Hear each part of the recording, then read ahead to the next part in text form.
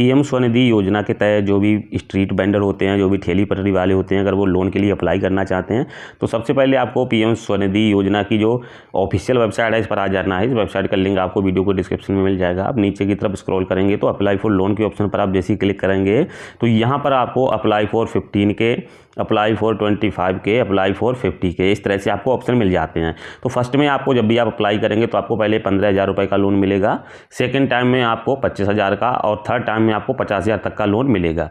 तो सबसे पहले आपको अप्लाई LOR कम लोन के ऑप्शन पर क्लिक करना है, विद आधार के ऑप्शन पर क्लिक कर देना है।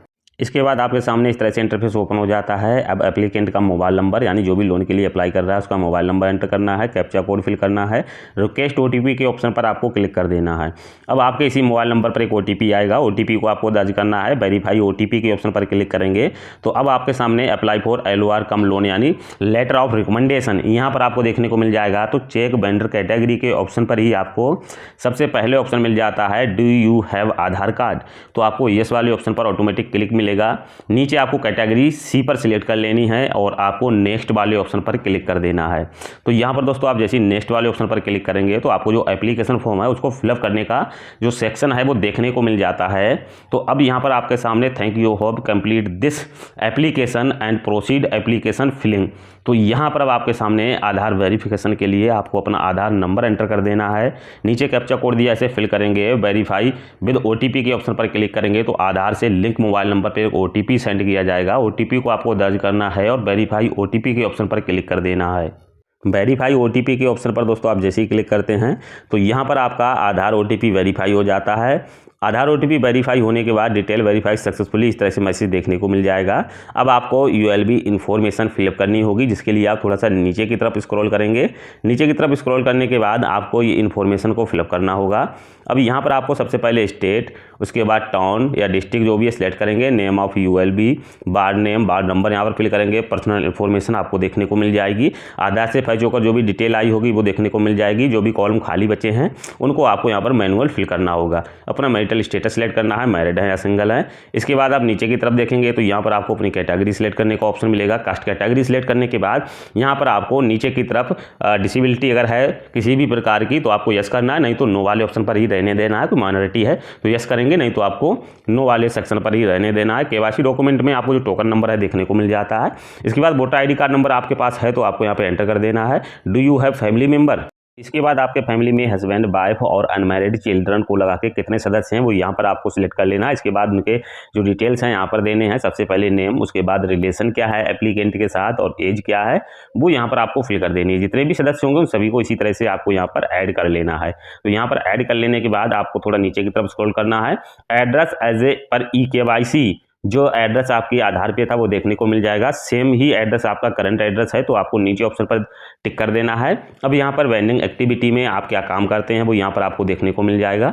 तो यहाँ पर आपकी जो भी एक्टिविटी है वो आप यहाँ से सिलेक्ट करेंगे। जो भी आप काम करते हैं, जिस भी तरह की ठेली लगाते हैं या रेडी वगैरह का जो आप काम करते हैं तो वो यहाँ से सिलेक्ट कर लेना है। प्लेस ऑफ वेंडिंग का आप कोई एक फिक्स लोकेशन पर रहते हैं या आप फेरी करते हैं तो वहाँ से आपको सिलेक्ट कर लेना है। इसके बाद आप कब कितने समय से कर रहे हैं वो यहाँ से आपको सिलेक्ट करना है। वेंडिंग डे, यहाँ पर आप सभी दिन में काम करते हैं या कोई एक पार्टिकुलर डे है वो आपको सिलेक्ट कर लेना है। टाइमिंग क्या है वो सिलेक्ट करेंगे। लोकेशन आपको यहाँ पर फिल कर देनी है। यहाँ पर आपको लैंडमार्क, यहाँ पर अगर आप किसी एक फिक्स लोकेशन पे रहते हैं पिन कोड एंटर कर देना है। अब यहाँ पर आपको डॉक्यूमेंट का सेक्शन मिल जाता है। अगर कुछ डॉक्यूमेंट यहाँ पर आपके पास हैं तो आपको यस करना है, नहीं तो आपको नो वाले ऑप्शन पर ही रहने देना है। नीचे के सेक्शन में आपको मिल जाएगा request for local inquiry reported by the ULB, इस वाले सेक्शन को आपको यस पर क्लिक कर देना है। इसके बाद नीचे आपको मिल जाता है option total monthly family income. Family means husband, wife और अनमैरिड चिल्ड्रन, उन्हीं के अकॉर्डिंग यहाँ पर आपकी जो भी मंथली इनकम है वो यहाँ पर आपको फिल कर देनी है। इसके बाद आपको नीचे बैंक की जो डिटेल्स होती हैं वो देनी होगी। तो आपको अपने बैंक अकाउंट का जो डिटेल है वो देना है, जिसमें सबसे पहले आपको जो बैंक का नाम है वो यहाँ से सिलेक्ट कर लेना है, किस बैंक का आप अकाउंट यहाँ पर दे रहे हैं। उसके बाद उसी बैंक का IFSC कोड देना है। नेम ऑफ ब्रांच, ब्रांच कहाँ पे है वो आपको सिलेक्ट कर लेना है। इसके बाद अपना अकाउंट नंबर टाइप कर देना है। अब डिजिटल पेमेंट का ऑप्शन मिल जाएगा। आप कितने तरह के यहाँ पर आपको वर्चुअल पेमेंट अकाउंट हैं तो आपको यहाँ से सिलेक्ट कर लेने हैं। उसके बाद जो भी वर्चुअल पेमेंट अकाउंट आप यूज़ करते हैं वो यहाँ से सिलेक्ट करना है। इसके बाद अगर पहले से कोई लोन है तो एग्जिस्टिंग लोन और स्टेटमेंट में आपको डिटेल्स दे देनी है। उसके बाद आपको नीचे की तरफ आना है जिसमें लोन रिक्वायरमेंट के बारे में आपको बताया गया है। तो सबसे पहले आपको लोन मिलता है 15,000 रुपये का, जिसमें आप 5 से 15,000 रुपये तक ले सकते हैं, जो कि 12 महीने में आपको रिपेमेंट करना होता है। उसके बाद आपको 25,000 मिलता है। उसके बाद आपको 50,000 रुपये मिलता है, जो कि 36 महीने में आपको वापस करना होता है। इसके बाद पूछा जा रहा है लोन का पर्पस। तो लोन का पर्पस आप क्या रखना चाहते हैं, वर्किंग कैपिटल, बिजनेस एक्सप्लेनेशन और परचेस ऑफ द एसेट, जो भी आप रखना चाहते हैं वो अपने अकॉर्डिंग यहाँ से सिलेक्ट करेंगे। इसके बाद आपको यहाँ पर रेफरेंस की डिटेल्स देनी होगी। तो कोई भी आपको 2 लोगों के यहाँ पर reference name, mobile number, address देना होता है। उनके साथ आपका रिलेशन क्या है वो यहाँ से सिलेक्ट कर लेना है। इसके बाद ही आपको सबमिट वाले ऑप्शन पर क्लिक करना है। तो इसी तरह से आपको जो भी रेफरेंस हैं उनकी डिटेल्स को यहाँ पर फिल करना है और सबमिट के सेक्शन पे जाके आपको क्लिक कर देना है। तो डिटेल सेव सक्सेसफुली इस तरह से देखने को मिल जाएगा। एप्लीकेंट का जो फोटो होता है वो आधार वाला फोटो यहाँ पर ऑटोमेटिक आ जाता है। इसके बाद आपको बैंक अकाउंट की जो स्टेटमेंट या उसकी जो बैंक की पासबुक है वो यहाँ पर आपको अपलोड करनी होती है। तो यहाँ पर आप अपनी जो बैंक की पासबुक है उसको अपलोड करेंगे। अपलोड करने के लिए यहाँ पर आपको ऑप्शन मिल जाता है। यहाँ पर आपको साइज देखने को मिल जाता है कि कितने साइज में आपको यहाँ पर बैंक पासबुक को अपलोड करना होता है और कौन कौन से फॉर्मेट में अपलोड करना होता है वो देखने को मिल जाएगा। यहाँ पर आप जैसे ही क्लिक करेंगे तो यहाँ पर बताया गया है 1 MB तक आप जेपीजी या PNG में अपलोड कर सकते हैं। तो यहाँ से आपको जो भी पासबुक है उसको अपलोड करने है।